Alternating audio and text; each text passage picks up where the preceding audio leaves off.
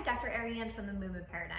Do you suffer from chronic conditions like chronic pain, joint stiffness, muscle stiffness, digestive issues, skin issues, delayed onset allergies that you've had later in life, or perhaps any other chronic health condition that you've been suffering from? In this case, you may have what we refer to as systemic inflammation, where your body has had a loss of tolerance. It is not able to manage inflammation well on its own.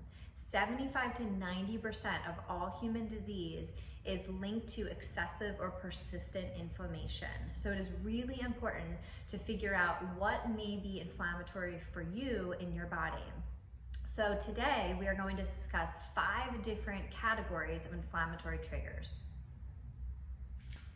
Before we jump in, please make sure to subscribe to my YouTube channel. Don't forget to hit that alert button to stay tuned for new content on mindset, nutrition, and movement every single week.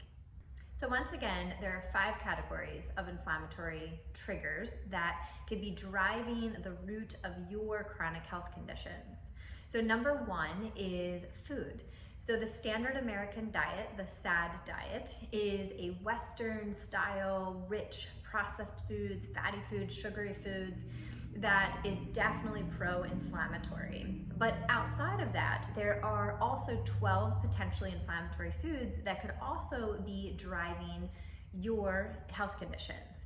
That could be anything from soy, peanuts, processed meats, red meat, shellfish, and the list goes on. I will put a link in a separate video for all of the potentially inflammatory foods.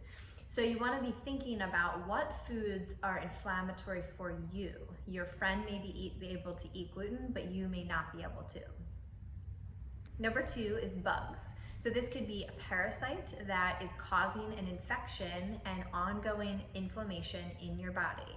Really important to be tested for this, especially with chronic health conditions that you're trying to determine what the root cause is. And a comprehensive stool test, including a parasite test as well, will evaluate for that specifically.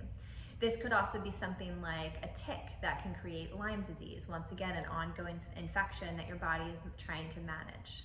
Number 3 is toxins. This could be internal toxins as well as external toxins. So if we think of external toxins, herbicides and pesticides are our biggest source of that.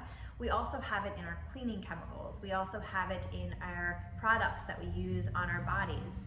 So on average, a woman uses 168 chemicals before they leave the house in the morning, and a male is 87, and a female teenager even more than that. So we want to think about the toxins that we're exposed to in our daily environment, but then also in our outside environment. Mold is a great example, but we can also have internal toxins. This is where we could have something like a yeast infection, yeast overgrowth, that is an internal infection that our body is trying to deal with, or SIBO, small intestinal bacterial overgrowth. So there's lots of toxins that we are exposed to in our environment, even if we try to control what we can control. Number 4 is trauma. So this can be anything from chemical trauma, mechanical trauma, and of course, emotional trauma. So one of the biggest aspects of trauma is going to be stress. So stress is one of the number 1 things that contributes to inflammation in the body. And as well as thinking of physical trauma. So you roll your ankle, you hurt your knee while you're running, you hurt your shoulder while you're lifting. So all of these things can also cause an acute inflammation, but if your body can't manage it, can also become more systemic. Number 5 is hormone dysfunction. Oftentimes we think of just the sex hormones when we think about hormone dysfunction. However, the hormone dysfunction that typically is the kickstarter for most people is actually our stress hormones, and especially right now in life, this is such a challenging time for so many of us that the stress hormones really can drive thyroid issues, can drive other sex hormone issues, things like estrogen dominance, things like progesterone, testosterone deficiency. So everything works in a hierarchy, but we also want to think about our hunger hormones. We also want to think about insulin and how we are potentially eating too much sugar and causing blood sugar imbalances.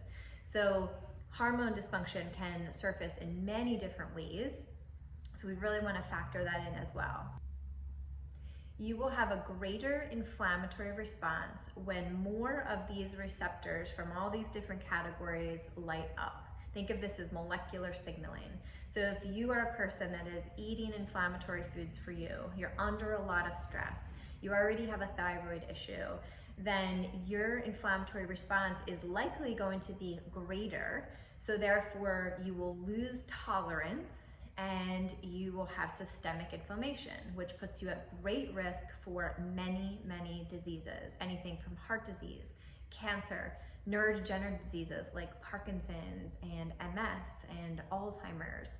So we really want to think about how can we manage these 5 categories, and looking at all of them very clearly and carefully to determine what are the driving forces for you that are contributing to you not feeling your best. At the end of the day, that's what it's all about, is feeling your best. How can you really optimize your health? How can you take ownership of your health and really make sure that you are living with vitality and not just skating through in the world, that you actually feel energized, you feel motivated, and you feel like you're living your best life. All right, friends, thank you so much for joining as always and your continued support. And please make sure to subscribe to my YouTube channel, Dr. Ariane Missimer, and don't forget to hit the alert button. Please feel free to share it with friends and family, especially if this was helpful for you. And until next time.